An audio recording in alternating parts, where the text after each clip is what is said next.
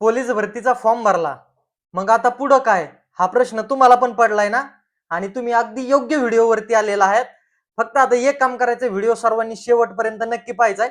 आता फॉर्म भरलाय, यानंतर ग्राउंड आणि लेखी. आज आपण लेखीवरती बोलणार आहोत आणि सर्व तुम्हाला नियोजन सांगणार आहे मित्रांनो.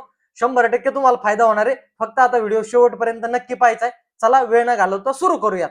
मित्रांनो, ठीक आहे, तुम्ही कुठल्याही जिल्ह्याला फॉर्म भरला असेल, महाराष्ट्रात ज्या जिल्ह्याला जाहिरात आहे काही प्रॉब्लेम नाही, किंवा आपला आवडता पुणे सिटी, मुंबई, काहीच विषय नाही. पण मित्रांनो, महत्वाचं काय, फॉर्म भरलं म्हणजे लगेच आपण भरती होतो का? तर नाही.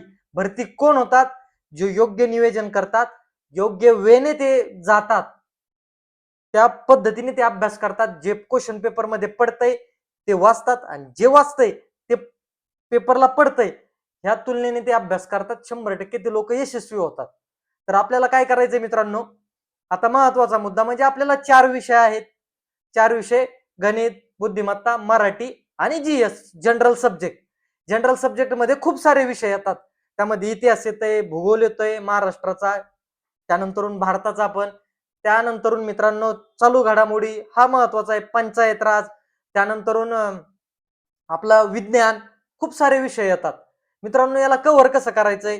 मग कुठल्याही जिल्ह्याला तुम्ही फॉर्म भरलाय, त्या जिल्ह्याला तुम्हाला मार्क्स कसे चांगले पडले पाहिजेत याचा सर्वांगीण आपण अभ्यास करण्यासाठी मित्रांनो महत्वाचा मुद्दा म्हणजे त्याला 2017 पासून आपल्याला क्वेश्चन पेपर घ्यायच्यात.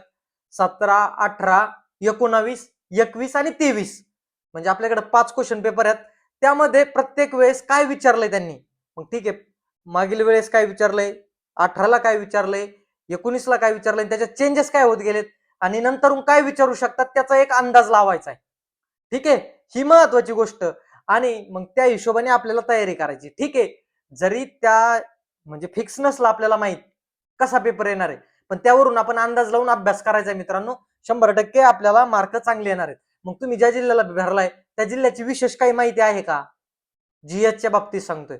मग त्या जिल्ह्याला समजा तिथं तालुके किती आहेत, तिथं एसपी कोण आहेत, तिथलचे जिल्हाधिकारी कोण आहेत, तिथलचे पालकमंत्री कोण आहेत, त्यानंतरून मित्रांनो महत्वाचा मुद्दा म्हणजे आपण त्या जिल्ह्यात फॉर्म भरतोय तिथं विधानसभा मतदारसंघ किती आहेत, लोकसभेचे मतदारसंघ किती आहेत, त्याचा क्रमांक किती आहे, या सर्व गोष्टी, छोट्या छोट्या गोष्टी आपल्याला माहिती करून घ्यायचं आहे. त्या तालुक्यात म्हणजे त्या जिल्ह्यात एकूण पोलीस स्टेशन किती आहेत हे पण, त्यानंतर तिथं काही विशेष असेल, समजा तिथं कुठला प्रकल्प असेल, अणुविद्युत प्रकल्प असेल, त्यानंतर धरण असेल, एखादं उद्यान असेल, काही पण असू देत, हे आपल्याला तिथलं अभ्यासायचंय.